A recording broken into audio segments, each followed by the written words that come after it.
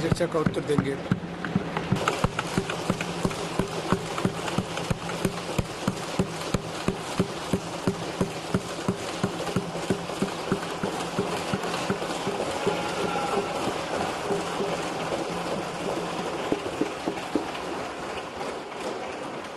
आदरणीय सभापति जी, राष्ट्रपति जी के अभिभाषण पर धन्यवाद देने के लिए मैं भी इस चर्चा में शामिल हुआ हूं। राष्ट्रपति महोदया के भाषण में देशवासियों के लिए प्रेरणा भी थी, प्रोत्साहन भी था और एक प्रकार से सत्य मार्ग को पुरस्कृत भी किया गया था।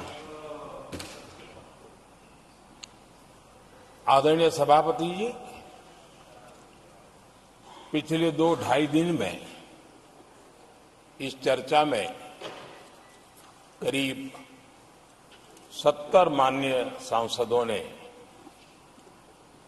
अपने विचार रखे हैं।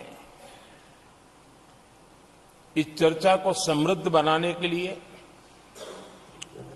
राष्ट्रपति महोदया के अभिभाषण को व्याख्यायित करने में आप सभी माननीय सांसदों ने जो योगदान दिया है, इसके लिए मैं आप सबका भी आभार व्यक्त करता हूं।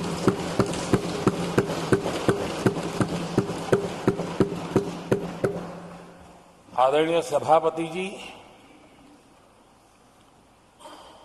भारत की आजादी के इतिहास में हमारी संसदीय लोकतांत्रिक यात्रा में बहुत दशकों के बाद देश की जनता ने एक सरकार को तीसरी बार देश की सेवा करने का अवसर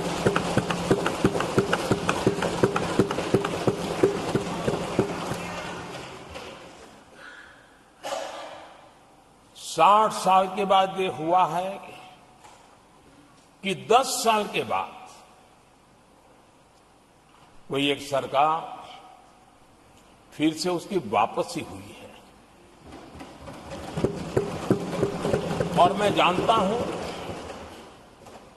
कि भारत के लोकतंत्र की 6 दशक के बाद आई हुई घटना असामान्य घटना है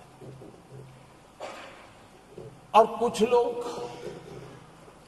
जानबूझ करके उससे अपना मुंह फेर करके बैठे रहे।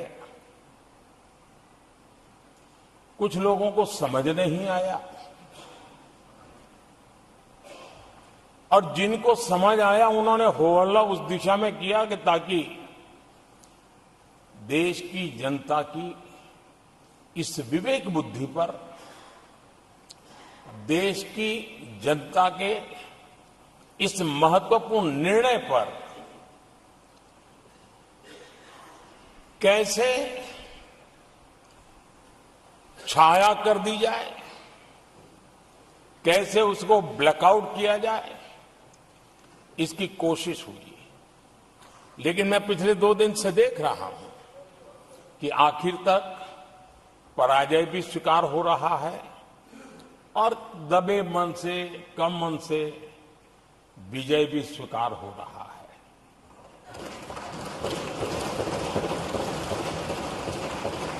आदरणीय सभापति जी, कांग्रेस के हमारे कुछ साथियों को मैं हृदय से धन्यवाद करना चाहता हूं, क्योंकि नतीजे आए तब से हमारे एक साथी की तरफ से मैं देख रहा था, उनकी पार्टी उनको समर्थन तो नहीं कर रही थी, लेकिन अकेले झंडा लेकर दौड़ रहे थे। और मैं कहता हूं, वो जो कहते थे उनके मुंह में घी शक्कर, और ये मैं क्यों कह रहा हूं? क्योंकि उन्होंने बार बार ढोल पीटा था 1/3 सरकार। इससे बड़ा सत्य क्या हो सकता है कि हमारे 10 साल हुए हैं, 20 और बाकी है। 1/3 हुआ है, 1/3 हुआ है, 2/3 बाकी है। और इसलिए उनकी इस भविष्यवाणी को लिए मैं उनके मुंह में घी सकता।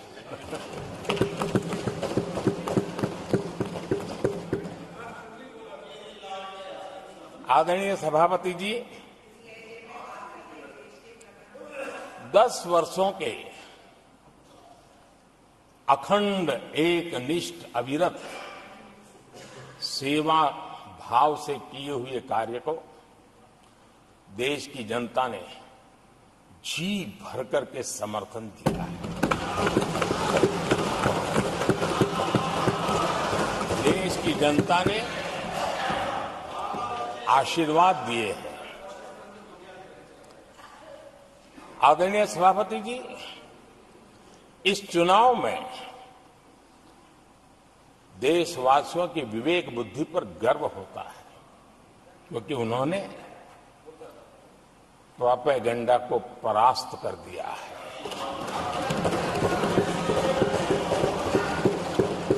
देश की जनता ने परफॉर्मेंस को प्राथमिकता दी है।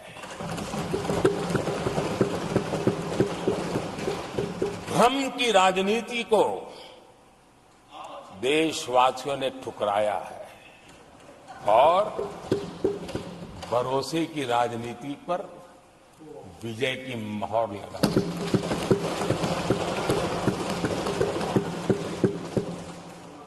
आदरणीय सभापति जी,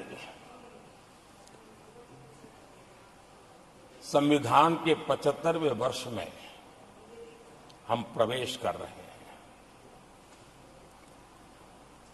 इस सदन के लिए भी ये पड़ाव विशेष है, क्योंकि इसे भी 75 साल हुए हैं और इसलिए एक सुखद संयोग है। आदरणीय सभापति जी, मेरे जैसे बहुत लोग हैं इस देश के सार्वजनिक जीवन में, जिनके परिवार में कोई गांव का सरपंच भी नहीं रहा है, गांव का प्रधान भी नहीं रहा है, राजनीति से कोई सरोकार नहीं रहा है, लेकिन आज अनेक महत्वपूर्ण पदों पर पहुंच करके देश की सेवा करता है। और उसका कारण बाबा साहब आम्बेडकर ने जो संविधान दिया है, उसने हम जैसे लोगों को अवसर दिया है। और मेरे जैसे अनेक लोग हैं जिनको बाबा साहब आम्बेडकर द्वारा दिए गए संविधान के कारण यहां तक आने का अवसर मिला है। और जनता जनार्दन ने उस पर मोहर लगाई तो तीसरी बार आने का मौका मिल गया।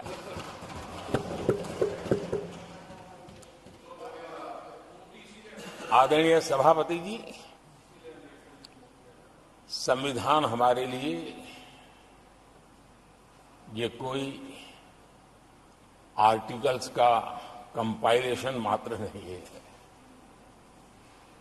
हमारे लिए उसका स्पिरिट भी और उसके शब्द भी बहुत मूल्यवान है।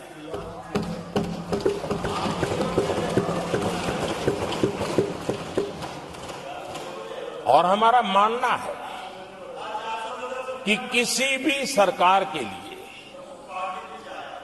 किसी भी सरकार के नीति निर्धारण में, कार्यकलापों में हमारा संविधान लाइट हाउस का काम करता है, दिशा दर्शक का काम करता है, हमारा मार्गदर्शन करता है। आदरणीय सभापति जी, मुझे याद है मैंने जब लोकसभा में हमारी सरकार की तरफ से कहा गया कि हम 26 नवंबर को संविधान दिवस के रूप में मनाएंगे, तो मैं हैरान हूं जो आज संविधान की प्रत लेकर के कूदते रहते हैं, दुनिया में लहराते रहते हैं, उन लोगों ने विरोध किया था 26 जनवरी तो है, तो संविधान दिवस क्यों लाए? और आज संविधान दिवस के माध्यम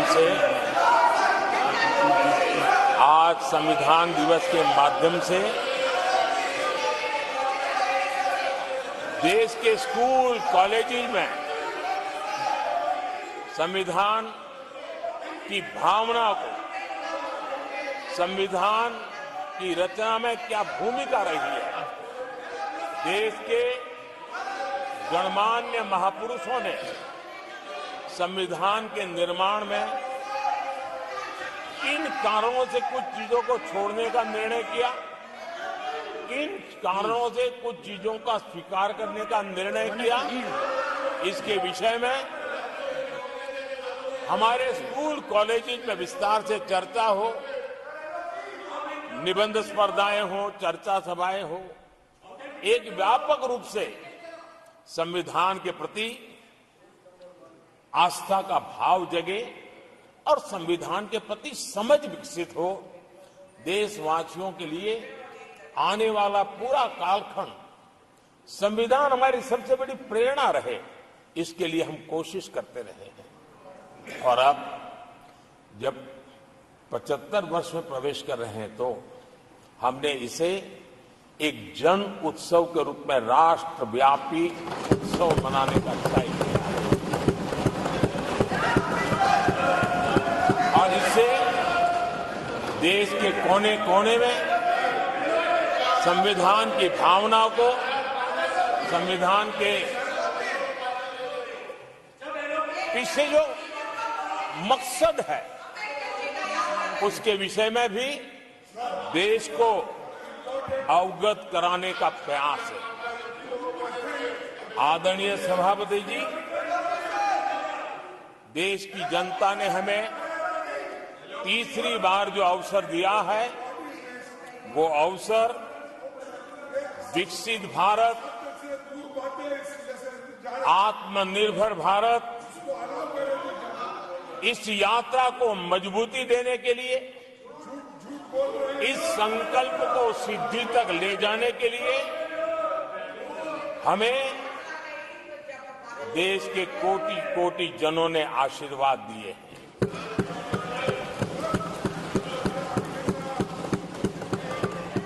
आदरणीय सभापति जी, ये चुनाव 10 वर्ष की सिद्धियों पर तो मोहर है ही, लेकिन ये चुनाव भविष्य के संकल्पों के लिए भी देश की जनता ने हमें चुना, क्योंकि देश की जनता का एकमात्र भरोसा हम पर होने के कारण आने वाले सपनों को, संकल्पों को सिद्ध करने के लिए हमें अवसर दिया। आदरणीय सभापति जी, देश भली भांति जानता है, देश ने पिछले 10 वर्षों में हमारे देश की अर्थव्यवस्था को 10 नंबर से 5 नंबर पर पहुंचाने में सफलता पाई है। और जैसे जैसे नंबर निकटता की सिद्धि की ओर पहुंचता है, एक की तरफ पहुंचता है, तो चुनौतियां भी बढ़ती है। और कोरोना के कठिन कालखंड के बावजूद, संघर्ष की वैश्विक परिस्थितियों के बावजूद, तनाव के वातावरण के बावजूद भी हम हमारे देश की अर्थव्यवस्था को 10 नंबर से आज विश्व में 5 नंबर पर पहुंचाने में सफल हुए।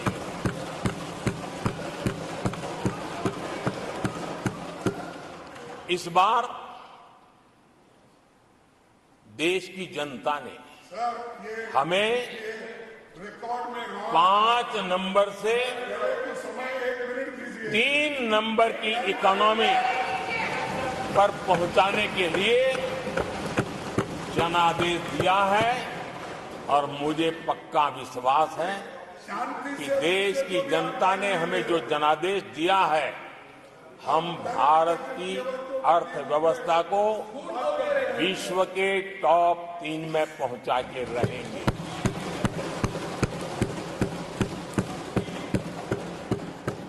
मैं जानता हूं आदरणीय सभापति जी, यहां कुछ ऐसे विद्वान हैं जो ये मानते हैं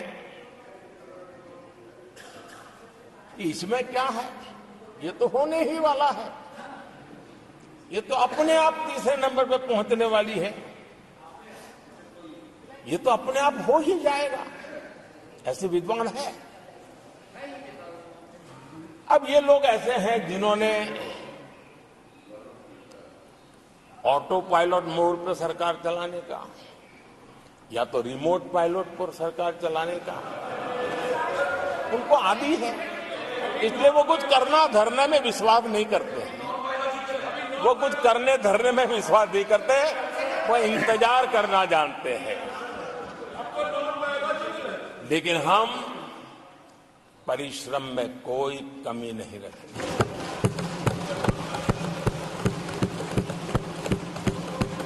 आने वाले वर्षों में पिछले 10 वर्षों में हमने जो किया है उसको गति भी बढ़ाएंगे, उसका विस्तार भी बढ़ाएंगे और गहराई भी होगी, ऊंचाई भी होगी और हम इस संकल्प को पूरा करेंगे। आदरणीय सभापति जी, चुनाव के दरमियान मैं देशवासियों को कहता था कि जो 10 साल हमने काम किया है, हमारे जो सपने और संकल्प है उसके हिसाब से तो ये एपेटाइजर है, मेन कोर्स तो अभी शुरू हुआ।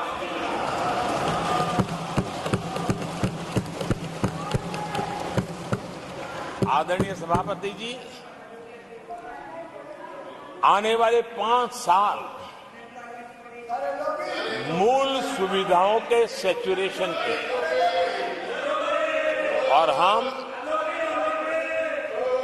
एक सामान्य नागरिक की जो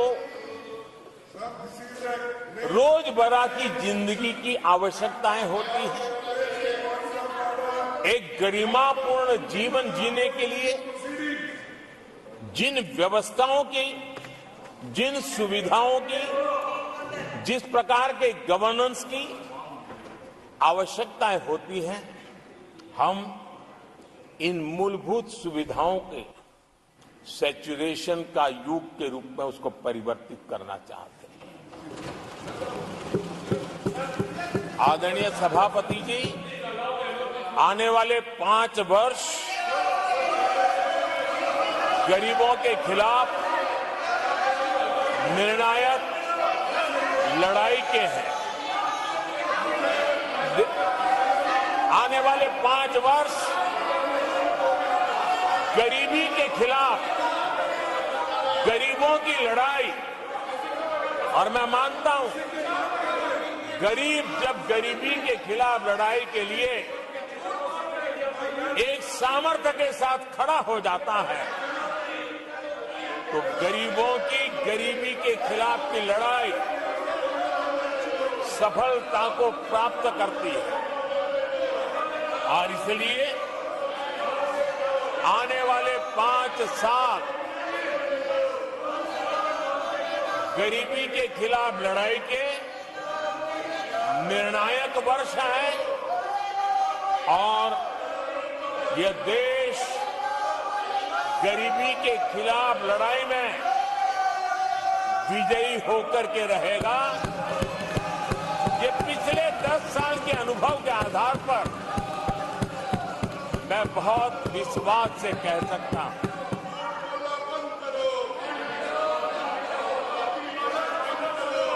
आदरणीय सभापति जी, जब देश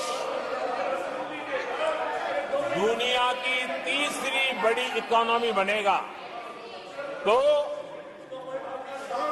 इसका लाभ, इसका प्रभाव जीवन के हर क्षेत्र पर पड़ने वाला है। विकास के विस्तार के अनेक अवसर उपलब्ध होने वाले हैं और इसलिए जब हम दुनिया की तीसरे नंबर की इकोनॉमी बनेंगे तब भारत के हर स्तर पर सकारात्मक प्रभाव तो होगा, लेकिन वैश्विक परिवेश में अभूतपूर्व प्रभाव पैदा होने वाला है।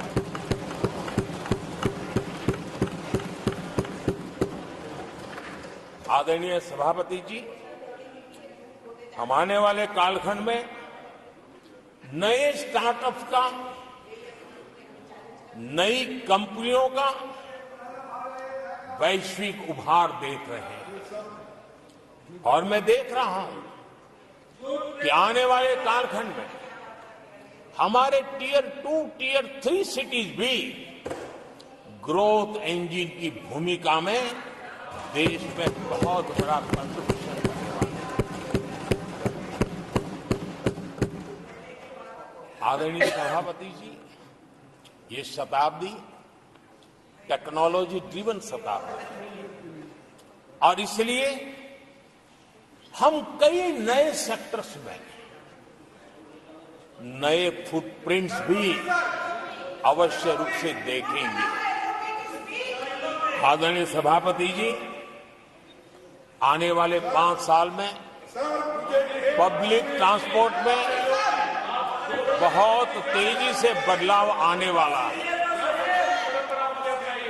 और इसका लाभ भारत के कोटि कोटि जनों को जल्द से जल्द मिले, उस दिशा में हम गंभीरता से आगे बढ़ना चाहते हैं। आदरणीय सभापति जी, भारत की विकास यात्रा में हमारे छोटे शहर, चाहे खेल जगत हो, चाहे शिक्षा जगत हो, चाहे इनोवेशन हो, चाहे पेटेंट की रजिस्ट्री हो, मैं साफ देख रहा हूं कि हमारे छोटे छोटे शहर, हजारों की तादाद में से शहर भारत में एक विकास का नया इतिहास गढ़ने वाले हैं।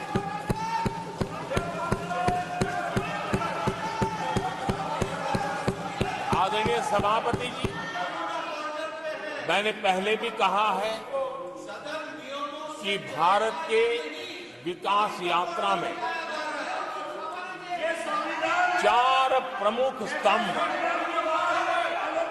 उसका सशक्तिकरण, उनको अवसर, ये बहुत बड़ी ताकत देने वाले हैं। आदरणीय सभापति जी, हमारे देश के किसान, हमारे देश के गरीब, हमारे देश के युवा और हमारे देश की नारी शक्ति, आदरणीय सभापति जी, हमने हमारी विकास यात्रा में हमारा जो फोकस है उसको हमने रेखांकित किया है। आदरणीय सभापति जी, यहां भी कई साथियों ने खेती और किसानी को लेकर के हर एक ने विस्तार से अपने विचार रखे हैं और अनेक बड़े सकारात्मक रूप से भी रखी है। मैं किसानों को लेकर सभी सदस्यों को और उनकी भावनाओं का आदर करता हूं। बीते 10 वर्ष में हमारी खेती हर प्रकार से लाभकारी हो, किसान को लाभकारी हो, उस पर हमने हमारा ध्यान केंद्रित किया है और अनेक योजनाओं से उसको हमने ताकत देने का प्रयास किया है। चाहे फसल के लिए ऋण हो, लगातार नए बीज किसानों को उपलब्ध हो, आज की कीमत उचित हो और फसल बीमा का लाभ पहले की सारी मुसीबतें दूर कर देते किसानों को सरलता से उपलब्ध हो, ऐसी व्यवस्था की। चाहे एमएसपी पर खरीद की बात हो, हमने पुराने सारे रिकॉर्ड तोड़ करके किसानों को लाभ पहुंचाया। एक प्रकार से बीज से बाजार तक हमने किसानों के लिए हर व्यवस्था को बहुत माइक्रो प्लानिंग के साथ मजबूती देने का भरपूर भरसक प्रयास किया है और व्यवस्था को हमने चाक चौबंद किया है। आदरणीय सभापति जी, पहले हमारे देश में छोटे किसानों को किसान क्रेडिट कार्ड लोन पाना करीब करीब न के बराबर था, बहुत मुश्किल था। जबकि उनकी संख्या सबसे अधिक आज हमारी नीतियों के कारण, किसान क्रेडिट कार्ड के विस्तार के कारण, आदरणीय सभापति जी, हमने किसानी को एक व्यापक स्वरूप में देखा है और उस व्यापक स्वरूप में हमने किसान क्रेडिट कार्ड पशुपालकों को और मछुआरों को किसान क्रेडिट कार्ड का हमने लाभ मुहैया कराया है और इसके कारण हमारे किसानों का खेती के काम को, उसके विस्तार को भी मजबूती मिली। उस दिशा में भी हमने काम किया है। आदरणीय सभापति जी,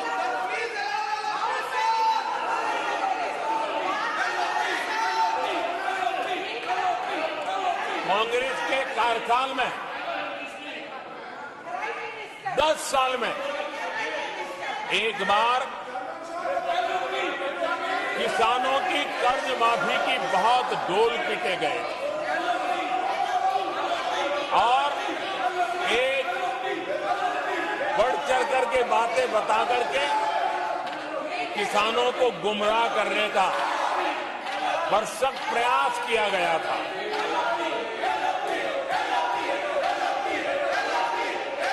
और 7,000 करोड़ की कर्ज माफी, उसका इतना हल्ला मचाया था और एक अनुमान था कि उसके लाभार्थी करीब देश के 3 करोड़ किसान थे। सामान्य गरीब छोटे किसान का तो उसमें नामो निशान नहीं था। जिसको सबसे जरूरत थी, इसकी उनकी योजना में कोई परवाह नहीं थी और उन तक कोई लाभ पहुंच भी नहीं पाया था।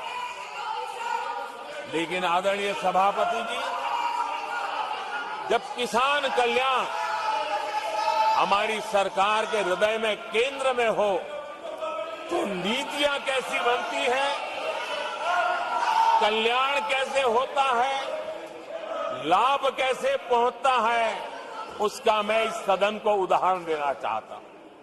आदरणीय सभापति जी, हमने प्रधानमंत्री किसान सम्मान योजना चलाई और पीएम किसान सम्मान योजना का आपको नियमों की जानकारी है और ये आचरण सही नहीं है। 10 करोड़ किसानों को हुआ। मैं इसकी असंसदीय आचरण की भर्त्सना करता हूँ और मैं आप अपने स्थान पर बैठ जाएं। करोड़ रुपए हम किसानों को दे कि अपने स्थान पर बैठ जाएं। ये आचरण सही नहीं है।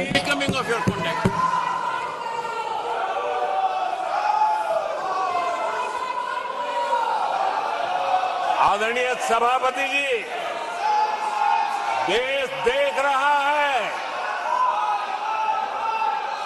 झूठ फैलाने वालों की सत्य सुनने की ताकत भी नहीं होती।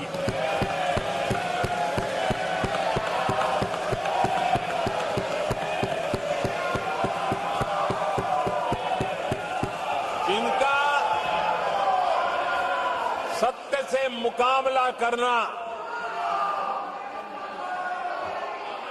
इसके लिए जिनके हौसले नहीं है, वो बैठ करके इतनी चर्चा के बाद उन्होंने उठाए हुए सवालों के जवाब भी सुनने की हिम्मत नहीं है। इन्होंने ये अपर हाउस को अपमानित कर रहे हैं। इस अपर हाउस की महान परंपरा को अपमानित कर रहे हैं। आदरणीय सभापति जी, देश की जनता ने हर प्रकार से उनको इतना पराजित कर दिया है कि अब उनके पास गली मोहल्ले में चीखने के सिवाय कुछ बचा नहीं। नारेबाजी, हो हल्ला और मैदान छोड़ के भाग जाना, यही उनके नसीब में लिखा हुआ है। माननीय सदस्यगण, अत्यंत दर्दनाक, पीड़ादायक, अमर्यादित आचरण से देखकर मैं हूं। शासन तीसरे निरंतर लगातार काल में है। 6 दशक के बाद मैंने चर्चा की और मैंने अनुरोध किया कि प्रतिपक्ष के नेता को बिना बेरोक टोक बोलने का सुअवसर दिया। आज वो सदन छोड़कर नहीं गए हैं, मर्यादा छोड़कर गए हैं। आज उन्होंने मुझे पीठ नहीं दिखाई है, भारत के संविधान को पीठ दिखाई है। आज उन्होंने मेरा अनादर और आपका अनादर नहीं किया है, उस शपथ का अनादर किया है जो संविधान के तहत ली है। भारत के संविधान की इससे बड़ी अपमानित बात नहीं हो सकती। ऐसा कैसे हो सकता है? House of elders, the upper house, हमें देश का मार्गदर्शन करना है। मैं उनके आचरण की भर्त्सना करता हूं। देश के 140 करोड़ लोग इसे हाथ होंगे। सदन का मतलब है सत्ता पक्ष की बात सुनो जब आपने अपनी पूरी बात कह दी। माननीय सदस्यगण, आप सब जानते हैं कल देर रात तक चर्चा रखी गई, हर सदस्य को मौका दिया गया। इट इज एन ओकेजन यह where ऐसा they अवसर have है challenged Indian जहां Constitution. उन्होंने भारत के संविधान को They चुनौती have दी। outraged उन्होंने the spirit of Indian Constitution, Bharat के संविधान की They have भावना को आहत किया disregarded है। the उन्होंने oath they have undertaken. जो शपथ ली थी मैं इस कुर्सी उसकी पर भी बैठकर अवमानना की इतना है। दुखी हूं कि भारत के संविधान का इतना बड़ा अपमान, इतना बड़ा मजाक। भारत का संविधान हाथ में रखने की किताब नहीं है, जीने की किताब है। मैं आशा करता हूं कि वो आत्मचिंतन करेंगे, मंथन करेंगे, अपने दिल को टटोलेंगे और कर्तव्य पर आएंगे। माननीय प्रधानमंत्री जी,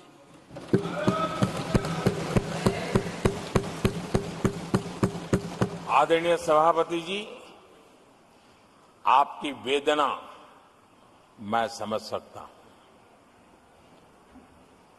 ये 140 करोड़ देशवासियों ने जो निर्णय दिया है, जो जनादेश दिया है, इसे ये पचा नहीं पा रहे हैं और कल उनकी सारी हरकतें फेल हो गई, तो आज उनका वो लड़ाई लड़ने का भी हौसला नहीं था और इसलिए वो मैदान छोड़ करके भाग गए हैं। आदरणीय सभापति जी, मैं तो कर्तव्य से बंधा हुआ हूं और न ही मैं यहां कोई डिबेट में स्कोर करने के लिए आया। मैं तो देश का सेवक हूं, देशवासियों को मेरा हिसाब देना है, देश की जनता को मेरे पल पल का हिसाब देना, मैं उसे अपना कर्तव्य मानता हूं।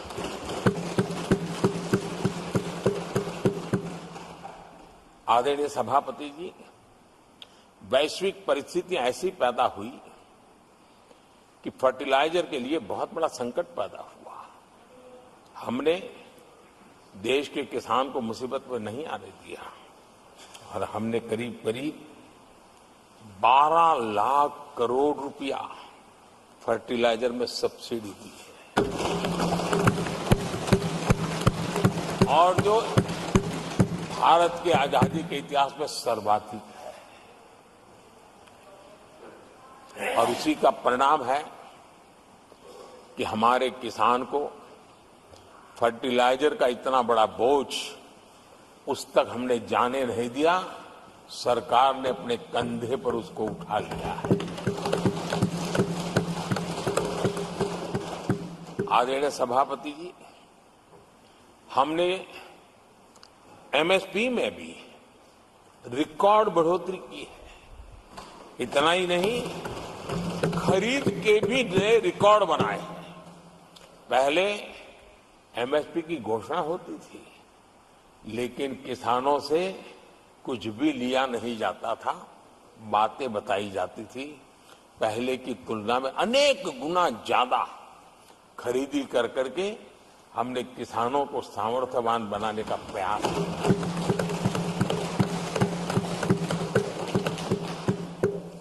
आदरणीय सभापति जी,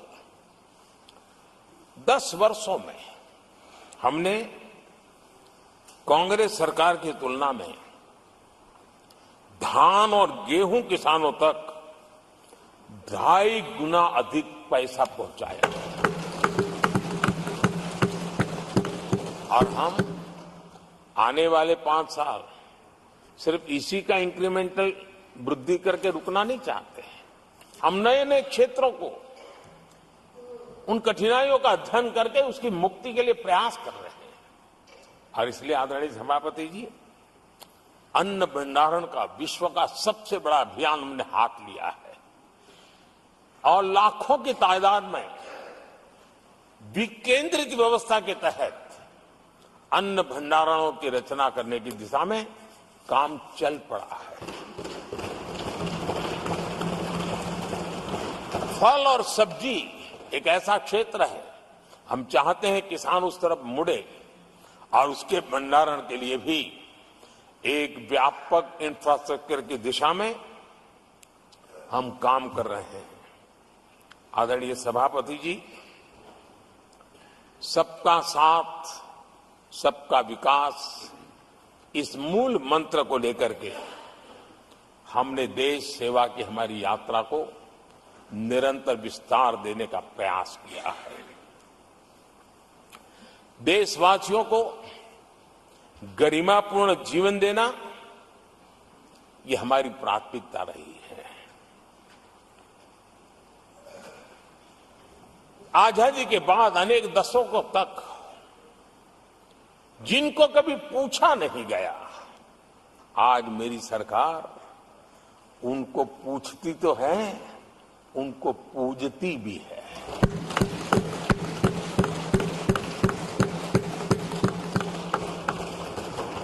हमारे दिव्यांग भाई बहनों के साथ हमने मिशन मोड में उनकी कठिनाइयों को समझ करके माइक्रो लेवल पर उसको एड्रेस करने का प्रयास किया है और व्यवस्थाएं विकसित करने का प्रयास किया है ताकि वे गरिमापूर्ण जीवन जी सकें और कम से कम किसी का सहारा उनको लेना पड़े, इस दिशा में हमने काम किया है।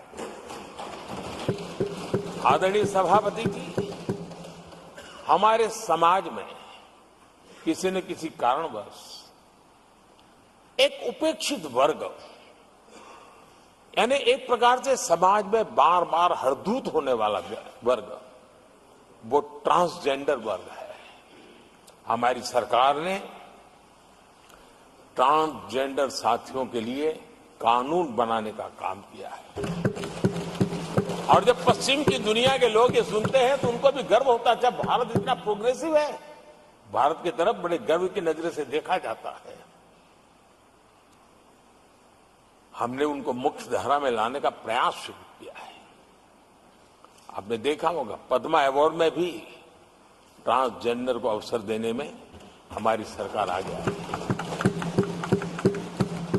आदरणीय सभापति जी, हमारे गुमंत जनजातीय समुदाय, हमारे गुमंत साथी, हमारे बंजारा परिवार, उनके लिए एक अलग कल्याण बोर्ड बनाया है ताकि उनकी आवश्यकताओं को हम एड्रेस कर सकें और उनको भी एक स्थायी, सुरक्षित और संभावनाओं वाला जीवन प्राप्त हो, उस दिशा में हम काम कर रहे हैं। आदरणीय सभापति जी, हम एक शब्द लगातार सुनते आए हैं, पीवीटीजी, पीवीटीजी, पीवीटीजी।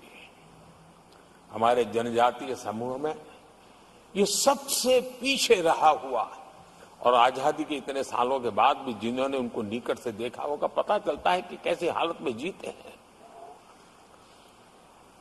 उनकी तरफ किसी ने नहीं देखा। हमने एक विशेष व्यवस्था की है और पीएम जनमन योजना के तहत 24,000 करोड़ रुपए, ये समुदाय बिखरा हुआ है, छोटी संख्या में है, वोट की उनकी ताकत नहीं है और यहां देश की परंपरा है कि जिसकी वोट की ताकत है उसी की चिंता करना, लेकिन समाज के ऐसे अति पिछड़े लोगों की कोई चिंता नहीं करता था। हमने वो चिंता की है क्योंकि हम वोट की राजनीति नहीं करते, हम विकास की राजनीति करते हैं।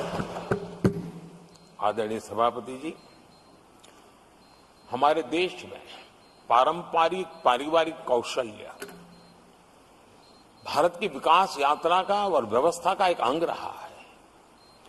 जो हमारा विश्वकर्मा समूह है, जिनके पास परंपरागत से हुनर है और जो समाज की आवश्यकताओं को पूरी करता है, लेकिन उनको कभी एड्रेस नहीं किया गया। हमने करीब करीब 13,000 करोड़ रुपए की योजना से विश्वकर्मा समुदाय को आधुनिकता की तरफ ले जाना, उनके अंदर प्रोफेशनलिज्म आए। आदरणीय सभापति जी, गरीबों के नाम पर बैंकों का राष्ट्रीयकरण तो कर दिया गया था, लेकिन मेरे रेहड़ी पटरी वालों को कभी बैंक के दरवाजे तक देखने की हिम्मत नहीं होती थी, हालत थी। पहली बार देश में पीएम स्वनिधि योजना के तहत रेहड़ी पटरी वालों की चिंता की गई है और आज वो ब्याज के कुचक्र से बाहर आकर के अपने परिश्रम से और ईमानदारी से जो रेहड़ी पटरी वालों को बैंकों से लोन मिले हैं, वे लगातार बैंक वाले भी खुश हैं, लेने वाले भी खुश हैं। और जो कल फुटपाथ पर रेहड़ी बैठता था, आज एक छोटी दुकान दिशा में बनाने की दिशा में आगे बढ़ रहा है। जो पहले खुद मजदूरी करता था, आज एक आध दो को रोजगार देने की दिशा में काम कर रहा है। और यही कारण है कि गरीब हो, दलित हो, पिछड़े हो, आदिवासी हो, महिला हो, उन्होंने हमारा भारी समर्थन किया है। आदरणीय सभापति जी, हम विमेन लेड डेवलपमेंट की बात करते हैं। दुनिया के प्रगतिशील देशों के लिए भी विमेन डेवलपमेंट तो बहुत स्वाभाविक स्वीकार करते हैं, लेकिन विमेन लेड डेवलपमेंट की बात करते हैं तो उनके भी उत्साह में थोड़ी कमी नजर आती है। ऐसे समय भारत ने नारा नहीं, निष्ठा के साथ विमेन लेड डेवलपमेंट की ओर कदम बढ़ाए और महिला सशक्तिकरण का लाभ आज दिख रहा है, हर क्षेत्र में दिख रहा है और भारत की विकास यात्रा में वो कंट्रीब्यूट कर रहा है। मैं आदरणीय सांसद सुधा मूर्ति जी का आभार व्यक्त करता हूं कि कल उन्होंने चर्चा में महिलाओं के आरोग्य के विषय पर बल दिया था और उसका महात्म्य क्या है, उसकी आवश्यकता क्या है, इस पर बड़े विस्तार से उन्होंने कहा था। और उन्होंने एक बात ये भी बड़ी इमोशनल बताई थी कि मां अगर चली गई तो उसका कोई उपाय नहीं होता, फिर नहीं मिल सकती। ये भी बड़ी भावात्मकता से उन्होंने बताया था। विमेन हेल्थ, सैनिटेशन, वेलनेस पर हमने 10 वर्षों में एक प्रायोरिटी सेक्टर के लिए आपने काम किया है। आदरणीय सभापति जी, टॉयलेट हो, सैनिटरी पैड्स हो, गैस कनेक्शन हो, प्रेगनेंसी के दौरान वैक्सीनेशन की व्यवस्था हो और इसका फायदा हमारे देश की माताओं बहनों को मिला है। आदरणीय सभापति जी, आरोग्य के साथ साथ महिलाएं आत्मनिर्भर बने, उस दिशा में भी हम लगातार काम कर रहे हैं। बीते वर्षों में हमने जो 4 करोड़ घर बनाए हैं, उसमें से ज्यादातर घर हमने महिलाओं के नाम पर रखे। बैंकों में खाते खुलने से, मुद्रा और सुकन्या समृद्धि जैसी योजना से आर्थिक फैसलों में महिलाओं की भूमिका भी बढ़ी है, भागीदारी भी बढ़ी है और एक प्रकार से वो परिवार में भी अब निर्णय प्रक्रिया का हिस्सा बनने लगी है। आदरणीय सभापति जी, विमेन सेल्फ हेल्प ग्रुप्स, उससे जुड़ी 10 करोड़ बहनें, उनका आत्मविश्वास तो बढ़ा ही बढ़ा है, उनकी आय भी बढ़ी है। अभी तक 1 करोड़ बहनें जो ये सेल्फ हेल्प ग्रुप में काम करती हैं, छोटा छोटा गांव में कारोबार करती है, मिल करके करती है, किसी गांव वालों की भी नजर नहीं जाती इनकी तरफ। आज मैं बड़े गर्व से कह सकता हूं कि उन्हीं में से 1 करोड़ बहनें लखपति दीदी बनी और हम आने वाले समय में ये आंकड़ा 3 करोड़ बहनों को लखपति दीदी बनाने की दिशा में बढ़ा रहे हैं। आदरणीय सभापति जी, सरकार का प्रयास है कि हर नए सेक्टर को हमारी महिलाएं लीड करें, वो अगुवाई करें, उस दिशा में हम प्रयास कर रहे हैं। नई टेक्नोलॉजी आती है, लेकिन महिलाओं के नसीब बहुत बहुत आखिर में आती है। हमारी कोशिश है कि नई टेक्नोलॉजी का पहला अवसर हमारी महिलाओं के हाथ लगे और वे इसको करें। और इसी के तहत नमो ड्रोन दीदी ये अभियान बहुत सफलतापूर्वक आगे बढ़ा है और आज गांव में किसानों को मदद करने का टेक्नोलॉजी के माध्यम से काम गांव की हमारी महिलाएं कर रही। और मैं जब उनसे बात कर रहा तो मुझे कह रही है, अरे साहब हम लोग तो कभी साइकिल भी नहीं चलाना जानते थे, आपने हमें पायलट बना दिया है और पूरा गांव हमें पायलट दीदी के नाम से जानने लगा। और इस गरिमापूर्ण बात उनके जीवन में आगे बढ़ने के लिए बहुत बड़ी ताकत बन जाता है, एक बहुत बड़ा ड्राइविंग फोर्स बन जाता है।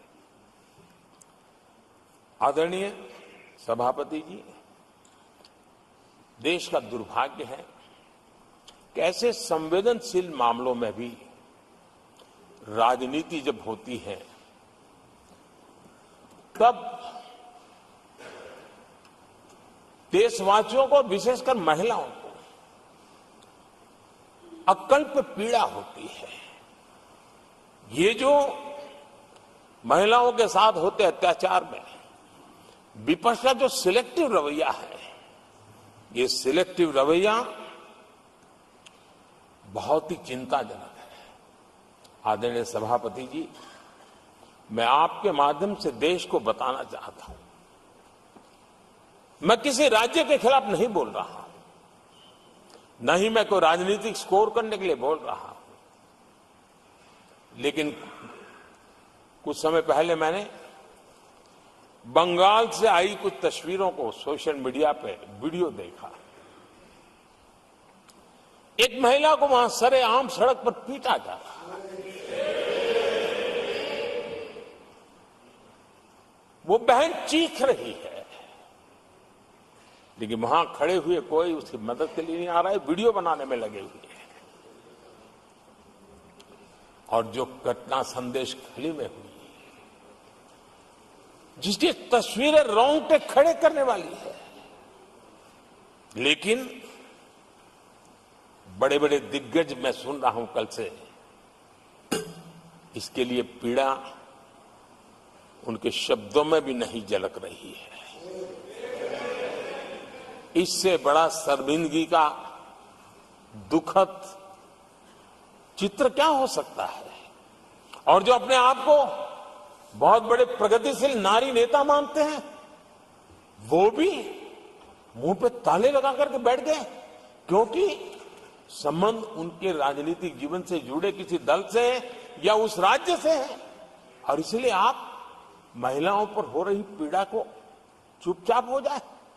आदरणीय सभापति जी, मैं समझता हूं कि जिस प्रकार से दिग्गज लोग भी ऐसी बातों को नजरअंदाज करते हैं, तब देश को तो पीड़ा होती है, हमारी माताओं बहनों को ज्यादा पीड़ा होती है। आदरणीय सभापति जी,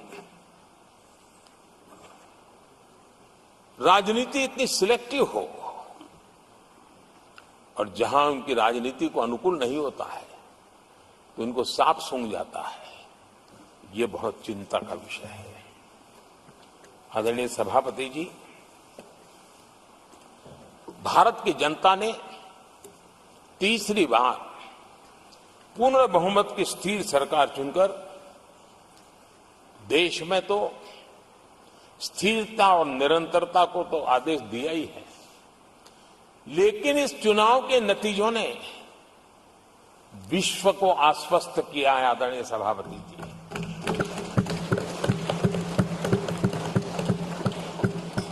और इस नतीजों के कारण भारत विश्व भर के निवेशकों के लिए एक बहुत बड़ा आकर्षण का केंद्र बनकर के उभर रहा है।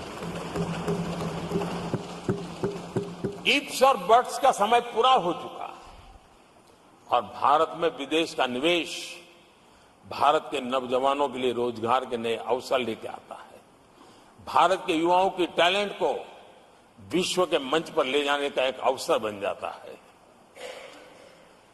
आदरणीय सभापति ji, honourable prime minister, honourable members, प्रधानमंत्री ji, the reply to the discussion on the motion of thanks on the president's address is underway. If the House agrees, जारी है। the lunch hour will be dispensed with to conclude the discussion. Do I have the leave of the House to dispense with the lunch hour today? क्या सबकी सहमति है? Honourable prime जी, minister, माननीय प्रधानमंत्री जी। आपने मुझे भी एक मौका दिया है जो मेरे से पहले एक चेयरमैन को ही मिला है, to listen to the prime minister कि वे प्रधानमंत्री जी को सुने तीसरी बार जब वो राष्ट्रपति के अभिभाषण पर उत्तर दे रहे हैं। और आपसे इंस्पिरेशन लेकर आप देखिए, टेबल के ऊपर हमने पुरुषों का 1/3 रिजर्वेशन कर दिया है। ऑनरेबल प्राइम मिनिस्टर, आदरणीय सभापति जी, वैश्विक अर्थव्यवस्थाओं में संतुलन जो चाहते हैं, उनका भारत का ये विजय उनके लिए एक बहुत बड़ी नई आशा लेकर के आया है। आज विश्व पारदर्शिता पर भरोसा करती है और भारत उसके लिए एक बहुत ही श्रेष्ठ भूमि के रूप में उभर रहा है। आदरणीय सभापति जी, इस चुनाव नतीजों से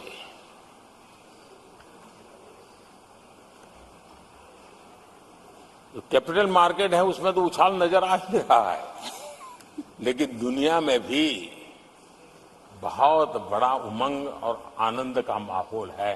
तो मैं अपने व्यक्तिगत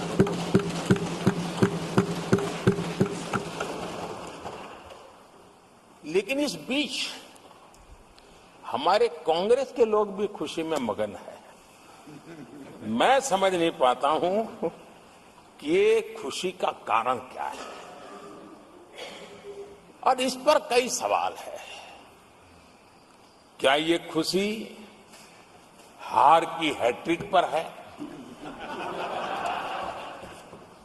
क्या ये खुशी नर्वस 90 के शिकार होने पर है? क्या ये खुशी एक और असफल लॉन्च की है? आदरणीय सभापति जी, मैं देख रहा था ये उत्साह उमंग से खड़गे जी भी बड़े नजर आ रहे थे, लेकिन शायद खड़गे जी ने उनकी पार्टी की बड़ी सेवा की है, क्योंकि जो ये पराजय का ठिकरा जिन पर फूटना चाहिए था, उनको उन्होंने बचा लिया और खुद दीवार भर के खड़े हो गए।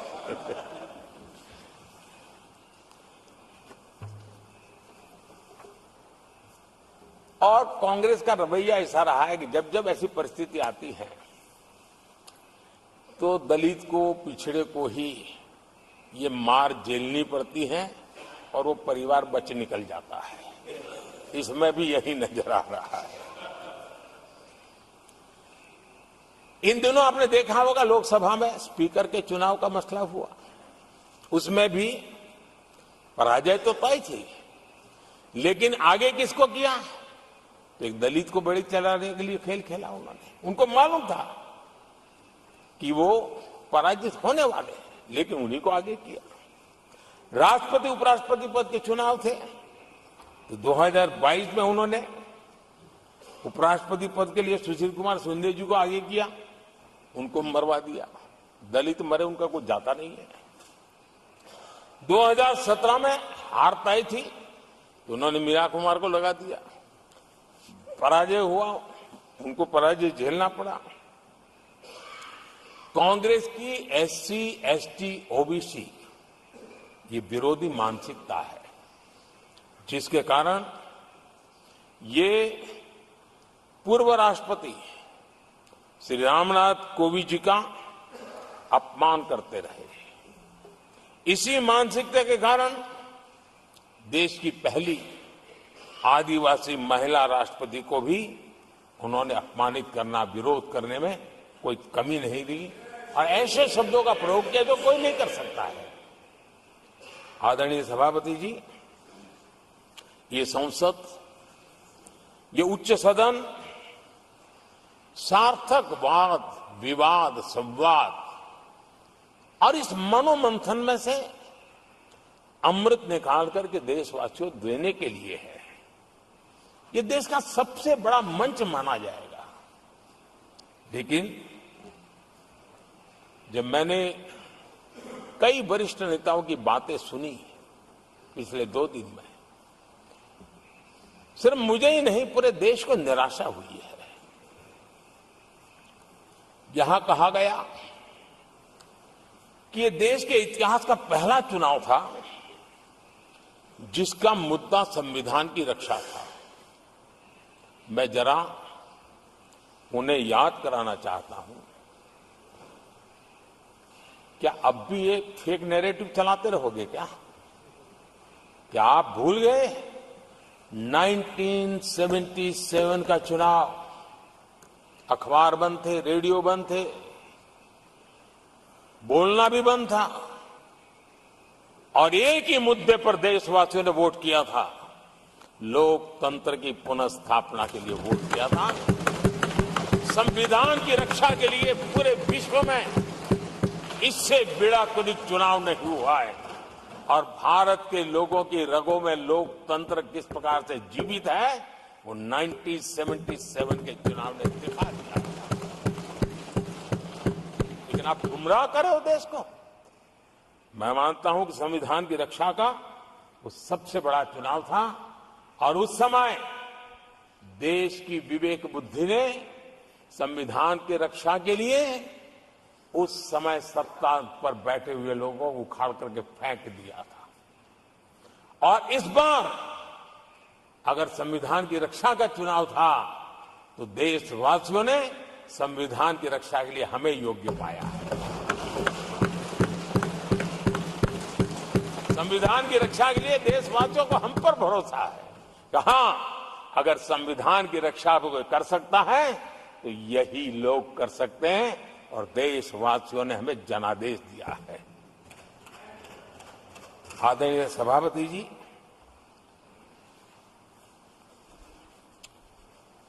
जब खड़गे जी ऐसी बातें बोलते हैं तो जरा पीड़ादायक लगता है, क्योंकि इमरजेंसी के दौरान संविधान पर जो जुल्म हुआ, जो बुलडोजर चलाया गया संविधान के ऊपर, लोकतंत्र की धज्जियां उड़ा दी गई, तब उसी दल के महत्वपूर्ण नेता के रूप में उनके साक्षी है, फिर भी सदन को गुमराह कर रहे हैं।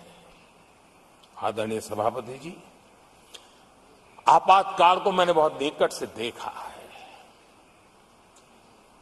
करोड़ों लोगों को कल्पना भार की यातनाएं दी गई है, उनका जीना मुश्किल कर दिया गया था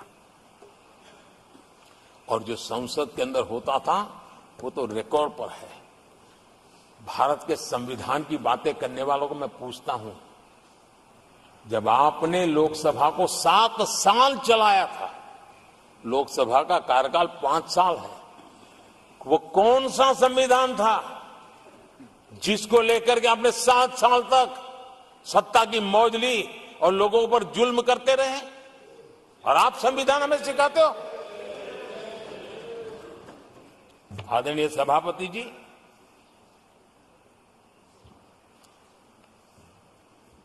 दर्जनों आर्टिकल्स पर,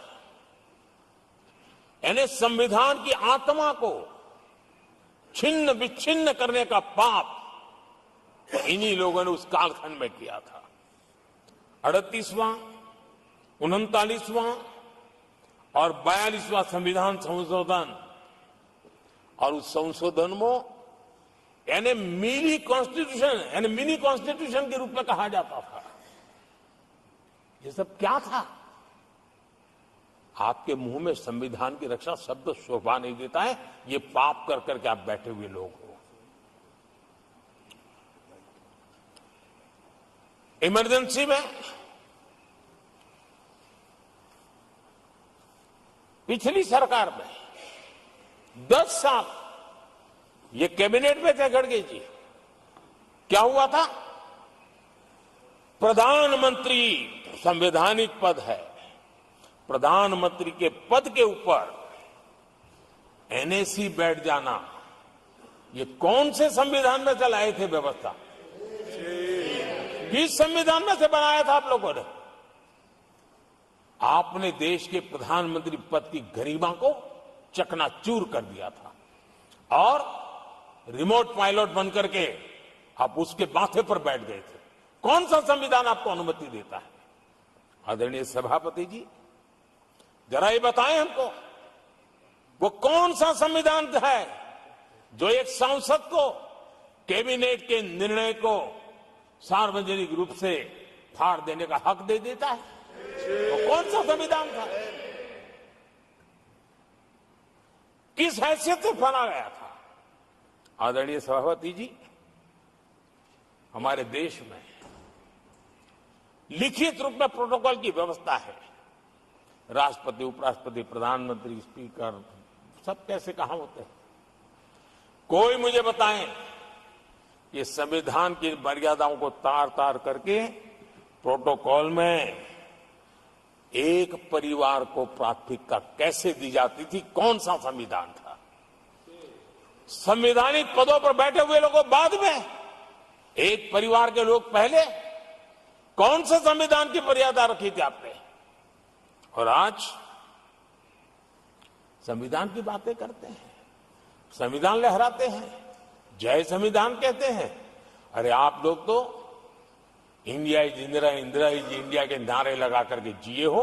आपको संविधान की कोई आदर भाव कभी व्यक्त कर नहीं पाए हो।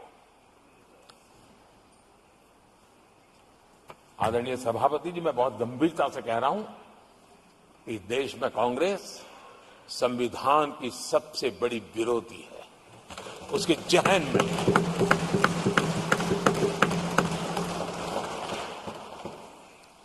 आदरणीय सभापति जी, इस पूरी चर्चा के दरमियान उनको 200-500 साल की बातें करने का तो हक है, लेकिन इमरजेंसी की बात निकले तो वो तो बहुत पुराना हो गया। तो आपके पाप पुराने हो जाते हैं तो खत्म हो जाते हैं क्या? आदरणीय सभापति जी, इस हाउस में कोशिश की गई संविधान की बात करना, लेकिन इमरजेंसी को कभी भी आने नहीं देना। ये चर्चा करने का अनुभव है। लेकिन ये देश, इनके साथ जो लोग बैठे हैं उसमें भी बहुत लोग हैं जो इमरजेंसी के भुक्तभोगी रहे हैं, लेकिन उनकी कुछ मजबूरियां होगी कि आज उनके साथ उन्होंने बैठना पसंद किया है। मतलब अवसरवादिता का ये दूसरा नाम है। संविधान के प्रति समर्पण का भाव होता तो ऐसा नहीं करते। आदरणीय सभापति जी, आपातकाल सिर्फ एक राजनीतिक संकट नहीं था, लोकतंत्र संविधान के साथ साथ ये बहुत बड़ा मानवीय संकट भी था। अनेक लोगों को टॉर्चर किया गया था, अनेक लोग जेल में मृत्यु को शरण हुए थे। जयप्रकाश नारायण जी की स्थिति इतनी खराब हुई कि बाहर आकर के वो कभी ठीक नहीं हो पाए। ये हाल उन्होंने कर दिया था। और प्रताड़ना सिर्फ राजनेताओं की नहीं, आम आदमी को भी नहीं छोड़ा गया था, सामान्य आदमी को भी नहीं। और इनका इतने सारे जुल्म, उसमें इनके लोग भी थे अंदर, उनके साथ भी ये जुल्म हुआ। लेकिन आज भूल, आदरणीय सभापति, वो दिन ऐसे थे कि जो कुछ लोग घर से निकले, कभी घर लौट करके वापिस नहीं आए और पता तक नहीं चला उनका शरीर कहां गया।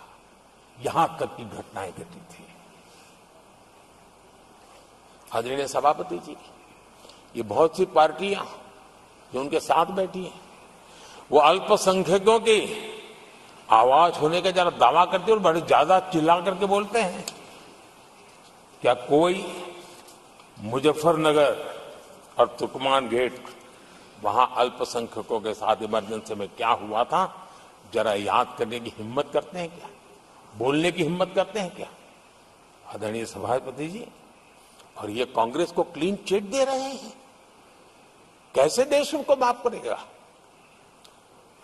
ये शर्मनाक है कि ऐसी तानाशाही को भी आज सही कहने वाले लोग हाथ में संविधान की प्रत लेकर के अपने काले कारनामों को छुपाने की कोशिश कर रहे हैं।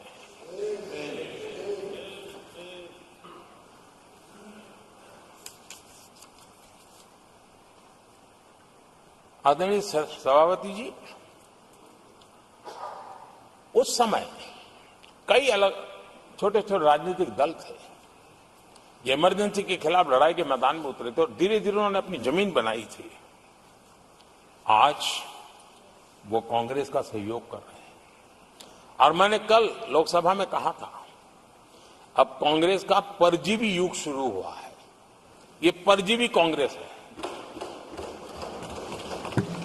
जहां वो खुद अकेले लड़े वहां उनका स्ट्राइक रेट शर्मजनक है और जहां किसी के सहारे, किसी के कंधे पर बैठने का मौका मिला वहीं पर से बच करके आए हैं। देश की जनता ने आज भी उनको स्वीकार नहीं किया है, वो किसी की आड़ में आए हैं। ये कांग्रेस परजीवी है, किसी और के कारण सहयोगी दलों के वोट खा करके वो जरा फली फूली है ऐसा दिखता है। और कांग्रेस का परजीवी होने का कारण उनके अपने कारनामों से है। वे देश की जनता का विश्वास नहीं लेता है, वो जोड़ तोड़ करके बचने का रास्ता खोज रहे हैं। जनता जनार्दन का विश्वास जीतने के लिए इनके पास कुछ नहीं है, इसलिए फेक नैरेटिव के द्वारा, फेक वीडियो के द्वारा देश को भ्रमित करके, गुमराह करके अपने कारनामे करने की आदत है। आदरणीय सभापति जी, इस सदन में, ये उच्च सदन है, यहां विकास के विजन पर चर्चा होना स्वाभाविक अपेक्षित है, लेकिन भ्रष्टाचार के गंभीर आरोपों से घिरे लोग, ये कांग्रेस वाले भ्रष्टाचारी बचाओ आंदोलन चलाने लग गए हैं बेशर्मी के साथ। जिनको सजाएं मिली है भ्रष्टाचार में, इनके साथ तस्वीरें निकालने में उनको मजा आ रहा है। पहले ये लोग हमको पूछते थे, बातें तो बड़ी करते थे, भ्रष्टाचारियों पर कार्रवाई क्यों नहीं होती है? और जब भ्रष्टाचारी जेल जा रहे हैं तो हंगामा कर रहे हैं। क्या आप लोगों को जेल क्या भेज रहे हो? आदरणीय सभापति जी, यहां चर्चा के दौरान केंद्र की जांच एजेंसियों पर आरोप लगाए गए हैं। जांच एजेंसियों का ये सरकार दुरुपयोग कर रही है, ऐसा कहा गया है। आदरणीय सभापति जी, अब आप मुझे बताइए, भ्रष्टाचार करे आप, शराब घोटाला करे आप, बच्चों के क्लास के बनाने में घोटाला करे आप, पानी तक में घोटाला करे आप, आपकी शिकायत करे कांग्रेस, आपको कोर्ट में घसीट करके ले जाए कांग्रेस, और अब कार्रवाई हो तो गाली दे मोदी को।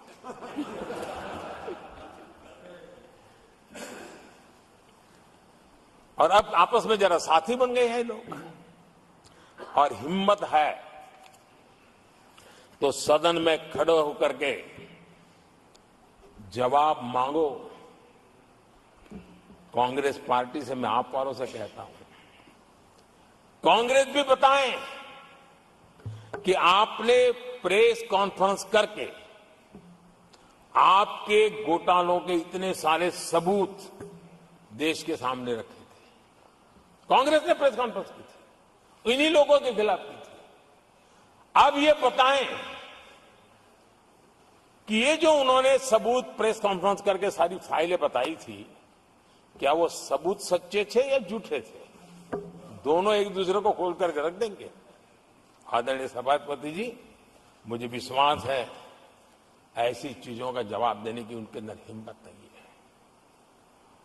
आदरणीय सभापति जी, ये ऐसे लोग हैं जिनका डबल स्टैंडर्ड है, दोहरा रवैया है।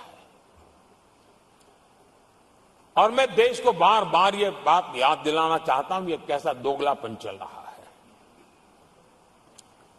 ये लोग दिल्ली में एक मंच पर बैठ करके जांच एजेंसियों पर आरोप लगाते हैं, भ्रष्टाचारियों को बचाने के लिए रैलियां करते हैं, और केरला में उनके शहजादे, उन्हीं के केरल के एक मुख्यमंत्री जो उनके गठबंधन के साथी है, उनको जेल भेजने की अपील करते हैं और भारत सरकार को कहते हैं कि इस मुख्यमंत्री को जेल भेज दो। दिल्ली में ईडी सीबीआई की कार्रवाई उस पर हाय तौबा करते हैं और वही लोग उसी एजेंसी से केरल के मुख्यमंत्री को जेल भेजने की बात करते हैं, शहजादे। तब लोगों के मन में सवाल उठता है कि इसमें भी दोगलापन। आदरणीय सभापति जी, छत्तीसगढ़ में कांग्रेस सरकार के मुख्यमंत्री के साथ शराब घोटाला जुड़ा। यही आप पार्टी वाले चीख चीख करके कहते थे कि ईडी सीबीआई को लगा दो और इस मुख्यमंत्री को जेल में डाल दो, खुलेआम कहते थे।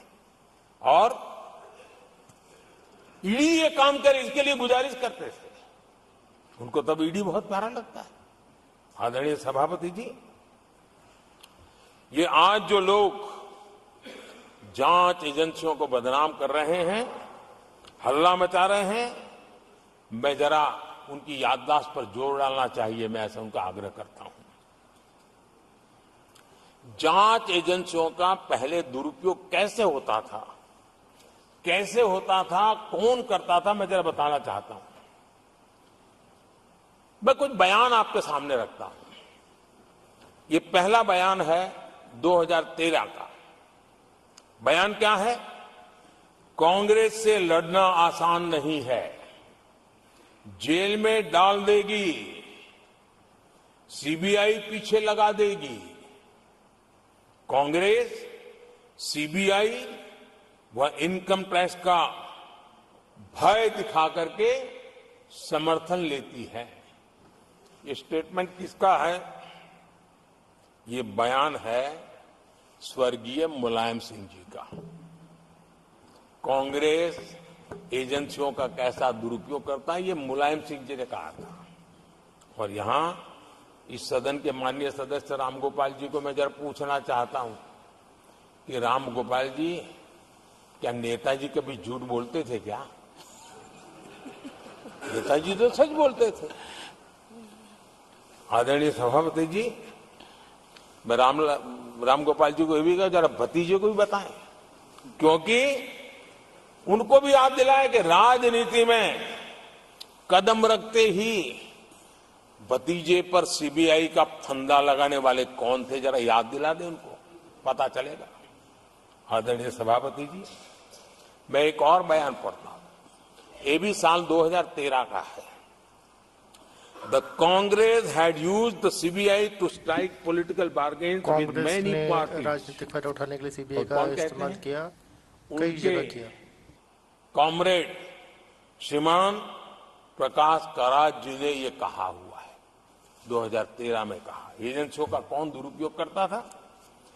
एक और महत्वपूर्ण स्टेटमेंट में पढ़ता हूं और मैं याद दिलाना चाहता हूं स्टेटमेंट क्या है कि सीबीआई पिंजरे में बंद तोता है जो मालिक की आवाज में बोलता है। ये किसी राजनीतिक व्यक्ति का बयान नहीं है, ये हमारे देश की सुप्रीम कोर्ट ने यूपीए सरकार के समय कहा हुआ बयान है। एजेंसियों का दुरुपयोग कौन करता था, इसके जीते जागते सबूत आज मौजूद हैं। आदरणीय सभापति जी, भ्रष्टाचार के विरुद्ध लड़ाई ये मेरे लिए चुनाव हार जीत का तराजू नहीं है। मैं चुनाव हार जीत के लिए, भ्रष्टाचार के लिए लड़ाई नहीं लड़ रहा हूं। ये मेरा मिशन है, ये मेरा कन्विक्शन है। और मैं मानता हूं कि भ्रष्टाचार एक ऐसी दिमक है जिसने देश को खोखला कर दिया है। इस देश को भ्रष्टाचार से मुक्ति दिलाने के लिए, भ्रष्टाचार के प्रति सामान्य मानवी के मन में नफरत पैदा करने के लिए मैं जी जान से जुटा हुआ हूं और मैं इस पवित्र कार्य मानता हूं। 2014 में जब हमारी सरकार बनी तो हमने दो बड़ी बातें कही थी। एक, हमने कहा था मेरी सरकार गरीबों को समर्पित है, और दूसरा, भ्रष्टाचार पर, काले धन पर कड़ा प्रहार मेरी सरकार करेगी। ये मैंने 2014 में सार्वजनिक रूप से कहा था। इसी ध्येय को लेकर के एक तरफ गरीबों के कल्याण के लिए विश्व की सबसे बड़ी कल्याण योजना हम चला रहे हैं, गरीब कल्याण योजना चला रहे हैं। दूसरी तरफ भ्रष्टाचार के विरुद्ध नए कानून, नई व्यवस्थाएं, नए तंत्र हम विकसित कर रहे हैं। हमने भ्रष्टाचार निवारण अधिनियम 1988 उसमें संशोधन किया। हमने काले धन के खिलाफ एक नया कानून बनाया। बेनामी संपत्ति को लेकर हम नया कानून लेकर के आए। इन कानूनों से भ्रष्ट अधिकारियों पर भी कार्रवाई हो गई, लेकिन लीकेज हटाने के लिए हमने सकारात्मक रूप से गवर्नमेंट में भी बदलाव लाया। हमने डायरेक्ट बेनिफिट ट्रांसफर पर बल दिया। हमने डिजिटल टेक्नोलॉजी का भरपूर उपयोग किया है, और तभी आज हर लाभार्थी तक उसके हक का फायदा तुरंत सीधा पहुंच रहा है। एक नए पैसे का लीकेज नहीं होता है। ये हमारी भ्रष्टाचार के खिलाफ लड़ाई का पहलू है। और जब सामान्य नागरिक को ये व्यवस्था मिलती है तब उसका लोकतंत्र पे भरोसा बढ़ता है, उसको सरकार में अपनापन महसूस होता है, और जब अपनापन महसूस होता है ना, तब तीसरी बार बैठने का मौका मिलता है। आदरणीय सभापति जी,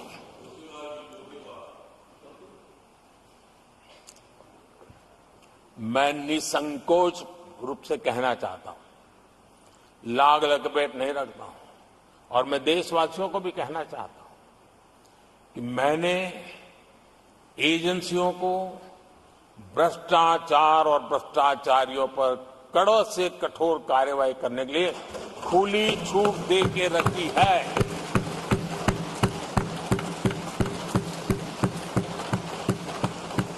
सरकार कहीं पर भी टांग नहीं अड़ाएगी। हां, वो ईमानदारी से काम करे, ईमानदारी के लिए काम करे, ये मेरी सूचना है। और आदरणीय सभापति जी, मैं फिर देशवासियों को कहना चाहता हूं, कोई भी भ्रष्टाचारी कानून से बच करके नहीं निकलेगा, ये मोदी की गारंटी है। आदरणीय सभापति जी, राष्ट्रपति जी ने अपने संबोधन में पेपर लीक को एक बड़ी समस्या बताया है। मेरी अपेक्षा थी कि सारे दल दलीय राजनीति से ऊपर उठकर इस पर अपनी बात रखते, लेकिन दुर्भाग्य से इतना संवेदनशील महत्वपूर्ण मुद्दा भी, मेरे देश के नौजवानों के भविष्य के साथ जुड़ा मुद्दा भी इन्होंने राजनीति के भेंट चढ़ा दिया। इससे बड़ा दुर्भाग्य क्या हो सकता है। मैं देश के नौजवानों को आश्वस्त करता हूं कि आपको धोखा देने वालों को ये सरकार छोड़ने वाली नहीं है। मेरे देश के नौजवानों के भविष्य के साथ खिलवाड़ करने वालों को सख्त से सख्त सजा मिले, इसके लिए एक के बाद एक एक्शन लिए जा रहे हैं। संसद में इन गड़बड़ियों के खिलाफ सख्त कानून भी हमने बनाया है। हम पूरी सिस्टम को मजबूती दे रहे हैं कि भविष्य में मेरे देश के नौजवानों को आशंका भरी स्थिति में भी रहना न पड़े।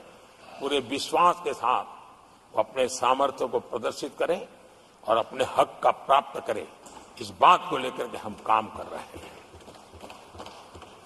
आदरणीय सभापति जी, यहां कुछ आरोप लगाने की फैशन है, लेकिन कुछ आरोप ऐसे उसके जवाब घटनाएं खुद दे देती है और प्रत्यक्ष को प्रमाण की कोई जरूरत नहीं होती है। जम्मू कश्मीर में हाल में हुए लोकसभा चुनाव में मतदान के जो आंकड़े हैं वो पिछले 4 दशक के रिकॉर्ड को तोड़ने वाले हैं। और इसको सिर्फ कोई घर से गया बटन दबा के आया इतना नहीं है, भारत के संविधान को स्वीकृति देते हैं, भारत के लोकतंत्र को स्वीकृति देते हैं, भारत के इलेक्शन कमीशन को स्वीकृति देते हैं। ये बहुत बड़ी सक्सेस है आदरणीय सभापति। देशवासी जिस पल की प्रतीक्षा करते थे वो आज इतनी सहज सरलता के सामने दिख रही है। आदरणीय सभापति, बीते अनेक दशकों में बंद, हड़ताल, आतंकी धमकियां, इधर उधर बम धमाके की कोशिशें एक प्रकार से लोकतंत्र पर ग्रहण बनी हुई थी। आज इस बार लोगों ने संविधान पर अटूट विश्वास रखते हुए अपने भाग्य का फैसला लिया है। मैं जम्मू कश्मीर के मतदाताओं को विशेष रूप से बधाई देता हूं। आदरणीय सभापति जी, जम्मू कश्मीर में आतंकवाद से हमारी लड़ाई एक प्रकार से अंतिम दौर में है, अंतिम चरण में है। आतंक के बचे हुए नेटवर्क को भी हम सख्ती से नेस्त नाबूद करने के लिए पूरी व्यूह रचना के साथ आगे बढ़ रहे हैं। बीते 10 वर्षों में पहले की तुलना में आतंकी घटनाओं में बहुत गिरावट आई है। अब पत्थरबाजी की खबरें भी शायद ही किसी कोने में एक आध बार आ जाए तो आ जाए। अब जम्मू कश्मीर में आतंक और अलगाव खत्म हो रहा है और इस लड़ाई में जम्मू कश्मीर के नागरिक हमारी मदद कर रहे हैं, नेतृत्व कर रहे हैं। ये सबसे जरा विश्वास पैदा करने वाली बात है। आज वहां टूरिज्म नए रिकॉर्ड बना रहा है, निवेश बढ़ रहा है।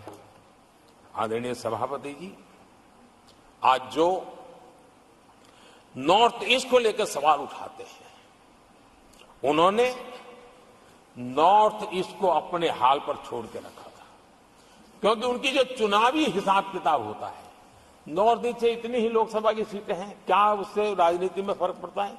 कभी कोई परवाह नहीं, उसे उनके नसीब पर छोड़ दिया था। हम नॉर्थ ईस्ट को आज देश के विकास का एक सशक्त इंजन बनाने की और ताकत से लगे। नॉर्थ ईस्ट पूर्वी एशिया के साथ ट्रेड, टूरिज्म और कल्चरल कनेक्टिविटी उसका गेटवे बन रहा है। और ये जो कहते हैं ना 21वीं सदी भारत की सदी, उसमें ये इनिशिएटिव बहुत बड़ा रोल प्ले करने वाला है। ये हमें स्वीकार करना होगा। आदरणीय सभापति जी, हमने नॉर्थ ईस्ट में गत 5 वर्ष में जो काम किया है, और अगर पुराने कांग्रेस के हिसाब से साथ उसको अगर तुलना कर दी जाए, हमने जितना काम 5 साल में किया है, इतना अगर उनको करना होता ना तो कम से कम 20 साल लग जाते, एक पीढ़ी और चली जाती। हमने इतना तेजी से काम किया है। आज नॉर्थ ईस्ट की कनेक्टिविटी उसके विकास का मूलभूत आधार है। उसको हमने प्राथमिकता दी है और आज भूतकाल के सारे इंफ्रास्ट्रक्चर से कई गुना आगे हम निकल चुके हैं और हमने उसको करके दिखाया है। आदरणीय सभापति जी, नॉर्थ ईस्ट में स्थायी शांति के लिए 10 वर्षों में अनेक प्रयास किए गए हैं और निरंतर प्रयास किए गए हैं। बिना रुके, बिना थके, हर एक को विश्वास में लेते हुए में प्रयास किए गए और उसकी चर्चा कम हुई है देश में, लेकिन परिणाम बहुत ही आशा पैदा करने वाले निकले हैं। राज्यों के बीच सीमा विवाद संघर्षों को जन्म देता रहा है और आजादी से अब तक ये निरंतर चलता रहा है। हमने राज्यों को साथ बिठा करके सहमति के साथ जितने सीमा विवाद खत्म कर सकते हैं एक के बाद एक अकॉर्ड करते जा रहे हैं। रिकॉर्डेड है, सहमति की रिकॉर्ड है और उसके लिए जो सीमाओं में किसी को उधर जाना है, किसी को यहां आना है, कहीं रेखा यहां बनानी, कहीं रेखा वहां, वो सारे काम कर चुके हैं।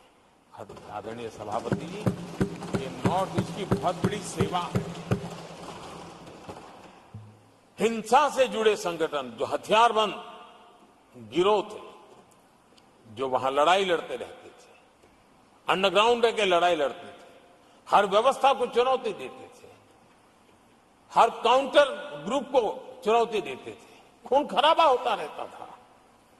आज उनको साथ लेकर के स्थायी समझौते हो रहे हैं, शस्त्र सरेंडर हो रहे हैं। जो गंभीर गुनाहों के अंदर हैं वो जेल जाने के लिए तैयार हो रहे हैं, अदालत को फेस करने के लिए तैयार हो रहे हैं। न्याय तंत्र के प्रति भरोसा बढ़ना, संविधान के प्रति भरोसा बढ़ना, भारत के लोकतंत्र के प्रति भरोसा बढ़ना, भारत के गवर्नमेंट की रचना पे भरोसा करना, ये इसमें से अनुभव होता है और आज हो रहा है।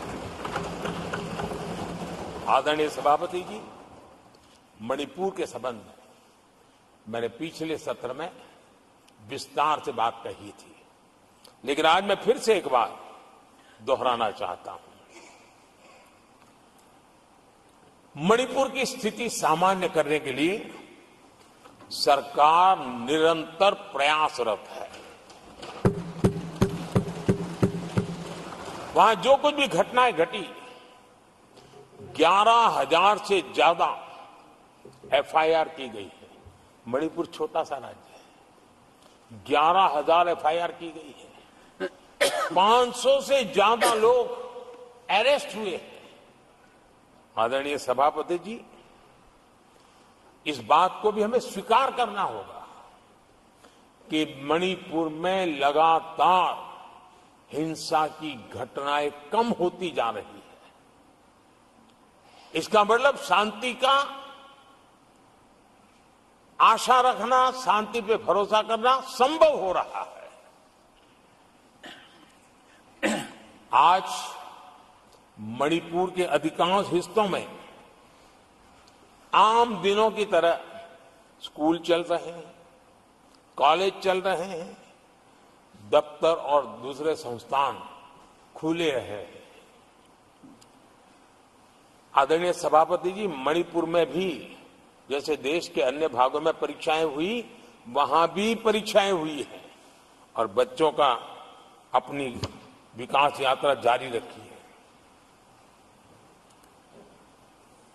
आदरणीय सभापति, केंद्र और राज्य सरकार सभी से बातचीत करके शांति के लिए, सौहार्द रास्ता खोलने के लिए लगातार प्रयास कर रही है। छोटे छोटे इकाइयों को जोड़ करके इन ताने बाने को गूंथना एक बहुत बड़ा काम है और शांतिपूर्ण तरीके से हो रहा है। बीते समय में पहले की सरकारों में ऐसा नहीं हुआ है। गृह मंत्री स्वयं कई दिनों तक वहां रहे, गृह राज्य मंत्री हफ्तों तक वहां रहे और बार बार वहां जाकर के संबंधित लोगों को जोड़ने का प्रयास करते रहे। आदरणीय सभापति जी, पॉलिटिकल लीडरशिप तो है ही, लेकिन सरकार के सभी वरिष्ठ अधिकारी जिसका जिसका इन काम से संबंध है, वे लगातार वहां फिजिकल जाते हैं, लगातार वहां संपर्क में रहते हैं और समस्या के समाधान के लिए हर प्रकार से प्रयासों को बल दिया जा रहा है। आदरणीय सभापति जी, इस समय मणिपुर में बाढ़ का भी संकट चल रहा है और केंद्र सरकार राज्य सरकार के साथ मिलकर के पूरा सहयोग कर रही है। आज ही एनडीआरएफ की 2 टीमें वहां पहुंची है, यानी कि प्राकृतिक मुसीबत में भी केंद्र और राज्य मिलकर के मणिपुर की चिंता कर रहे हैं। आदरणीय सभापति जी, हम सभी को राजनीति से ऊपर उठ करके वहां की स्थिति को सामान्य बनाने में सहयोग करना चाहिए, ये हम सबका कर्तव्य है। आदरणीय सभापति जी, जो भी तत्व मणिपुर की आग में घी डालने की कोशिश कर रहे हैं, मैं उनसे आगाह करता हूं कि ये हरकतें बंद करें। एक समय आएगा मणिपुर ही उनको रिजेक्ट करने वाला है, ऐसे लोगों को। आदरणीय सभापति जी, जो लोग मणिपुर के इतिहास को जानते हैं, मणिपुर की घटनाक्रम को जानते हैं, उनको पता है कि वहां का सामाजिक संघर्ष का एक लंबा इतिहास रहा है। उस संघर्ष की मानसिकता की जड़ें बहुत गहरी हैं, इसको कोई नकार नहीं सकता है।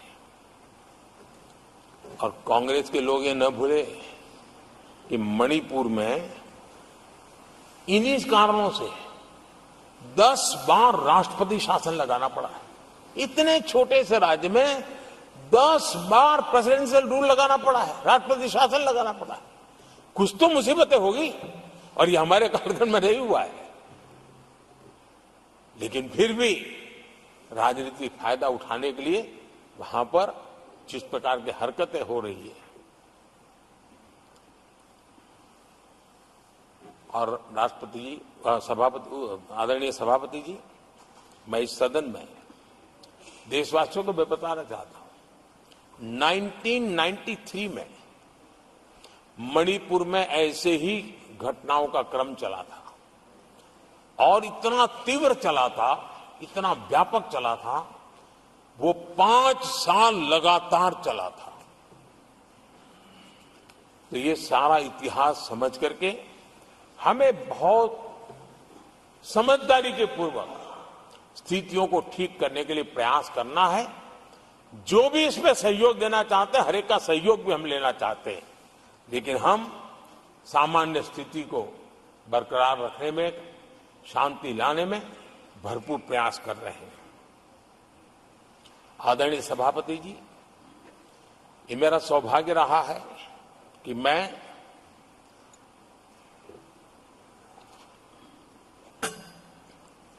प्रधानमंत्री प्रधान सेवक के रूप में यहां आया। उसके पहले लंबे अरसे तक मुझे मुख्यमंत्री के रूप में सेवा करने का अवसर मिला था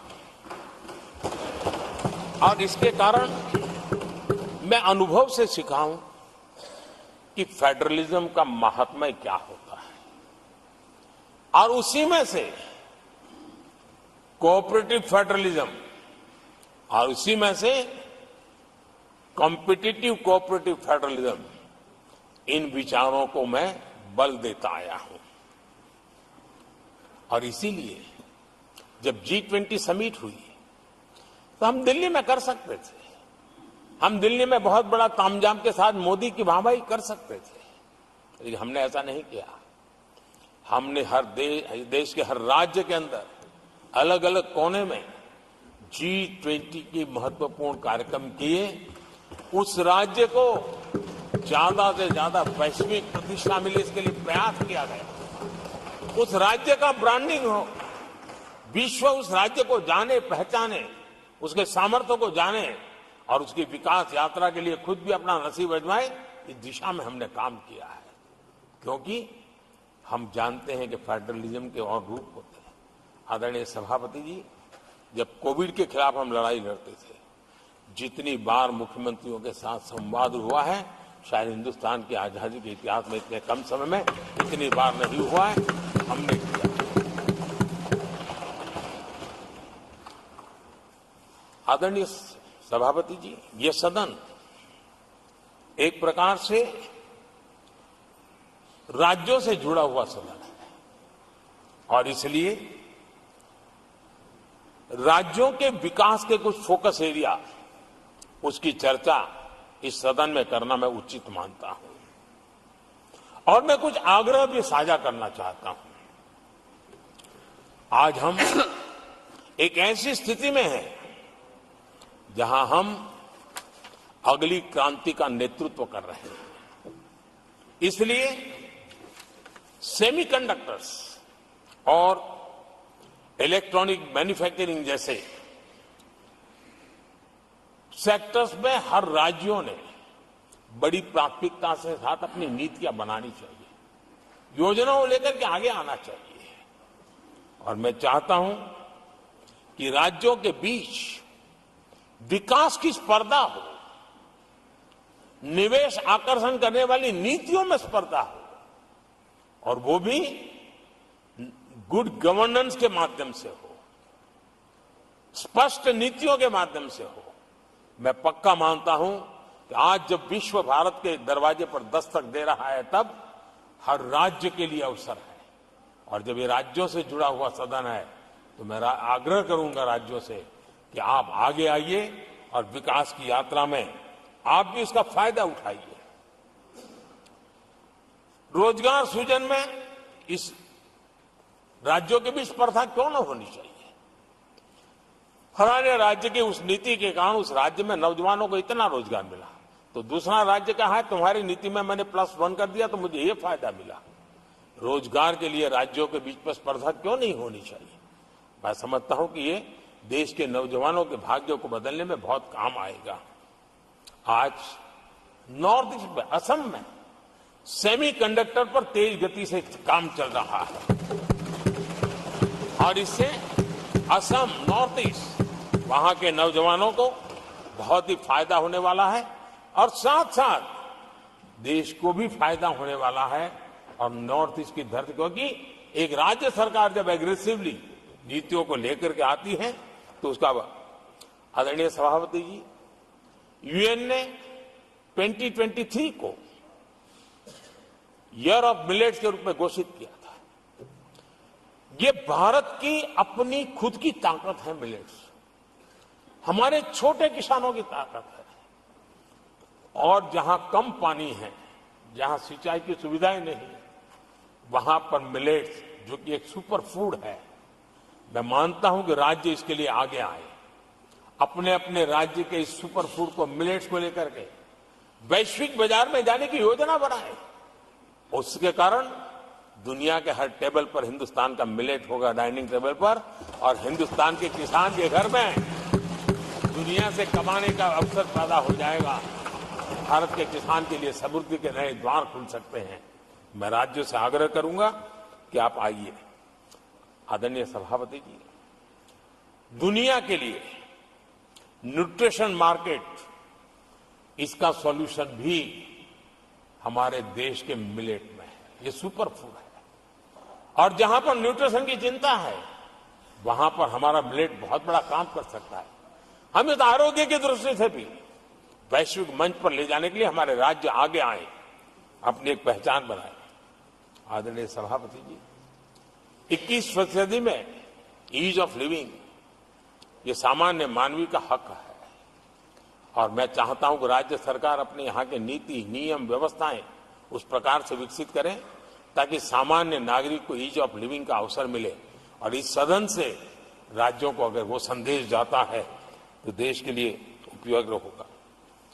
आदरणीय सभापति जी, भ्रष्टाचार के खिलाफ जो हमारी लड़ाई है उसको हमें कई स्तरों पर नीचे ले जाना पड़ेगा और इसलिए चाहे पंचायत हो, नगरपालिका हो, महानगरपालिका हो, तहसील पंचायतें हो, जिला परिषद हो, ये सारी इकाइयों में एक ही मिशन के साथ भ्रष्टाचार से मुक्ति का राज्य अगर बीड़ा उठाएंगे तो हम बहुत तेजी से देश के सामान्य मानवी को जो भ्रष्टाचार से जूझना पड़ता है उससे मुक्ति दिला सकते हैं।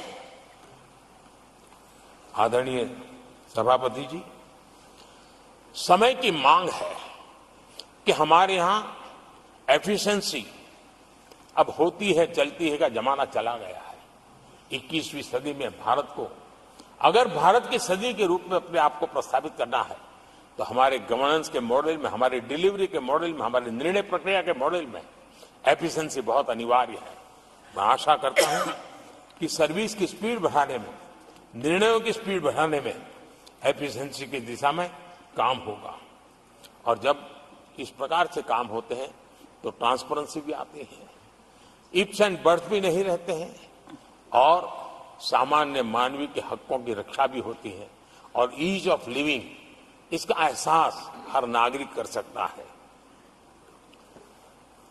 आदरणीय सभापति जी, मेरा एक कन्विक्शन है और मैं मानता हूं कि आज समय की मांग है हमारे देश के नागरिकों के जीवन से सरकार की दखल जितनी कम हो उस दिशा में हमने प्रयास करना चाहिए। रोजमर्रा की जिंदगी में सरकार सरकार सरकार, अब हम उस दिशा में जा रहे हैं। तब हां, जिनको सरकार की जरूरत है, जिनके जीवन में सरकार की उपयोगिता आवश्यकता है, उनके जीवन में सरकार का अभाव नहीं होना चाहिए। लेकिन जो अपने बलबूते पर जीवन को आगे बढ़ाना चाहते हैं, सरकार का प्रभाव उनके रोकने का प्रयास न करें और इसलिए सरकार की दखल जितनी कम हो वैसी समाज और सरकार की व्यवस्थाओं को विकसित करने के लिए मैं राज्यों से आग्रह करता हूं कि आप आगे आइए। आदरणीय सभापति जी, क्लाइमेट चेंज के कारण प्राकृतिक आपदाओं की स्थिति बढ़ती जा रही है और वो किसी को एक कोने में करने वाला काम नहीं होता है। हमने सामूहिक रूप से मिलकर के काम करना होगा। राज्यों ने अपने सामर्थ्य बढ़ाना होगा ताकि प्राकृतिक आपदाओं को हम पूरा, पीने के पानी की व्यवस्था वो भी उतना ही महत्व देना होगा। सामान्य मानवी को आरोग्य की सेवा वो भी उतना ही महत्व देना होगा। और मैं मानता हूं कि हमारे राज्यों में राजनीतिक इच्छा शक्ति के साथ इन मूलभूत कामों की दिशा में हमारे राज्य जरूर जुड़ेंगे। आदरणीय सभापति जी, ये दशक और ये सदी भारत की सदी है, लेकिन भूतकाल हमें कहता है कि अवसर तो पहले भी आए थे, लेकिन हम अपने ही कारणों से अपने अवसरों को खो चुके थे। अब हमें अवसर खोने की गलती नहीं करनी है। हमें अवसरों को ढूंढना है, हमें अवसरों को जकड़ना है और अवसरों के सहारे हमें अपने संकल्पों को सिद्ध करना है, उस दिशा में जाने का। इससे बड़ा कोई समय नहीं हो सकता है जो समय आज भारत के पास है, 140 करोड़ देशवासियों के पास है, विश्व के सबसे युवा आबादी वाले देश के पास है। और इसको जो देश हमारे साथ आजाद हुए थे वो हमसे आगे निकल चुके हैं, बहुत तेजी से आगे निकल चुके हैं। हम नहीं पहुंच पाए।